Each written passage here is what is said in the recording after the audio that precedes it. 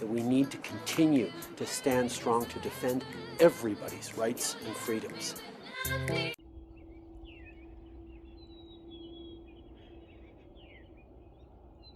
Good morning, everybody.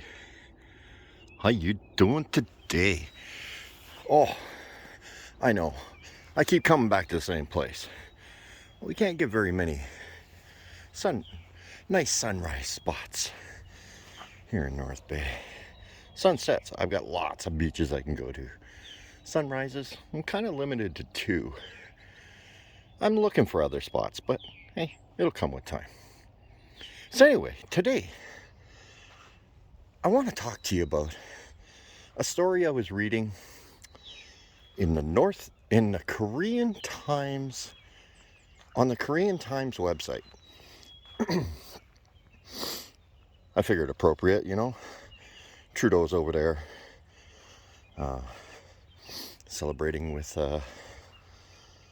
president or prime minister or whatever of Korea. It seems fitting. I was reading the Korean Times. Well, turns out that Canada is possibly gonna buy a new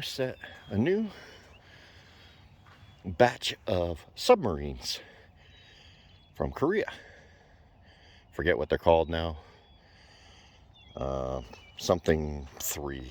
I don't remember. Anyway, it's kind of a toss-up between the Korean ones and the Japanese and some Spanish ones.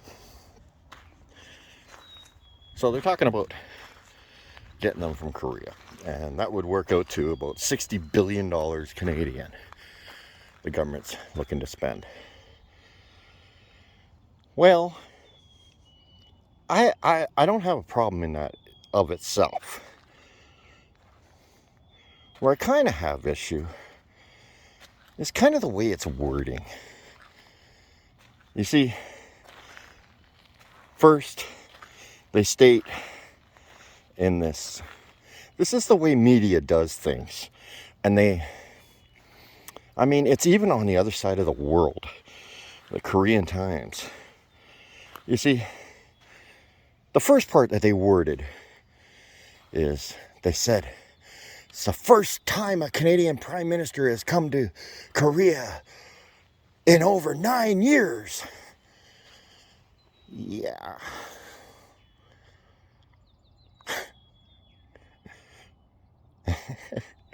Let that sink in for a second. Or I probably already let it sink in for a couple seconds. Yeah, well, hate to break this to you, Korea, but Trudeau's been in power for 8 of those years. So don't talk it a big praise that Trudeau's coming to visit you, because, well, he was in power for 8 of those 9 years. But the other thing that really, really got to me, and it really stood out to me, and it's the way they manipulate words. And the way they talk about these submarines. Okay. Canada wants to replace its aging diesel submarines with Korea's new advanced contemporary submarines. Contemporary engine submarines. That's the word. Yeah, contemporary engine submarines. Okay. And they think they have a leading edge because they're going to put lithium batteries in it. You know what they mean by contemporary engine, right? It's a diesel powered engine. Yes, Canada wants to replace their diesel powered submarines with the new advanced contemporary diesel powered engine submarines. Oh, I just love the way media plays on words. But don't worry, don't worry. Korea has an advanced edge on Japan and Spain because they're going to be using lithium ion batteries. Dum, dum, dum. Yeah.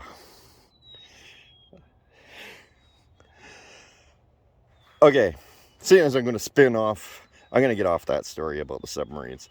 The whole way they spin the words and twist the words to make you think that they're doing something so fabulous, and turns out they're doing the exact same thing.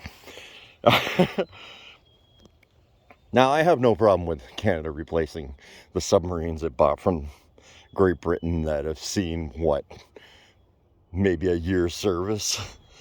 I have no problem with that. They need to be replaced because they should have been replaced before they even bought them. That's why Great Britain was getting rid of them. Hi, birdie. But let's switch over to lithium. Okay.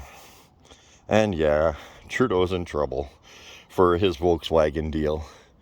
For a $7 billion plant, Canadian taxpayers are going to pay $13 billion to a proven company that has defrauded emission rules.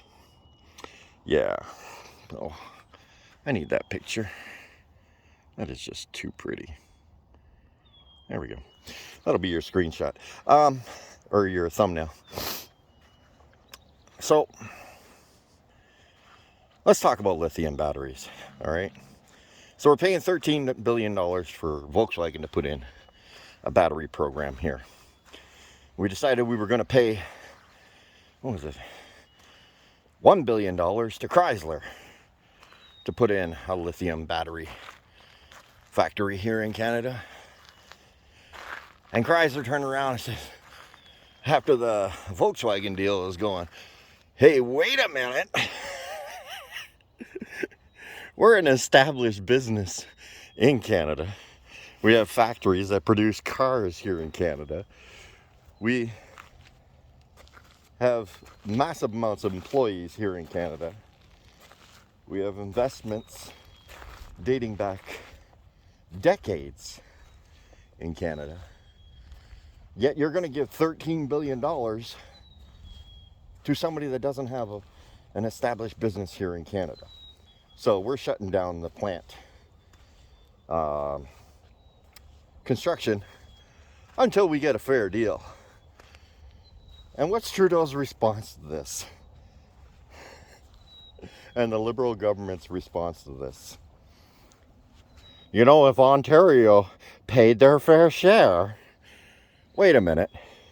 Isn't this your endeavor, Mr. Trudeau and the Liberals? Mr. Champagne? And Freeland, everybody calling out Doug Ford in Ontario for not paying their fair share. Okay. Wasn't the Ontario government that decided to give Volkswagen $13 billion? I highly doubt Ford decided he was going to give $6.5 billion to Volkswagen. I really do. You see, he's got buddies in the Greenbelt he'd rather give his money to than to somebody else. But that's another story.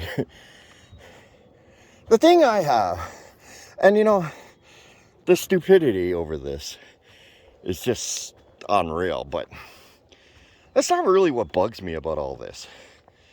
Is Chrysler's probably going to get their deal, and they're probably going to end up with another $13 billion. Korea is going to end up with their deal, and they're going to have access to, we're going to spend $60 billion there, which actually I think that $60 billion is warranted. But we have to give them access to our, what's the word? What's the word they're using now instead of cobalt? Refined minerals? No, that's not right. Essential mineral? No. Strategic minerals here in Canada. We have to give them strategic minerals so that they can put them in their lithium-ion batteries. I'm not sure why we're calling it strategic, but whatever. My question is, all these billions of dollars that Canadian taxpayers are pumping out all around the world to all these corporations, and this is just, you know, a couple that I've mentioned here. When it comes time for us to buy a Volkswagen or a Chrysler electric vehicle, do we get the battery for free? Welcome to the Fringe.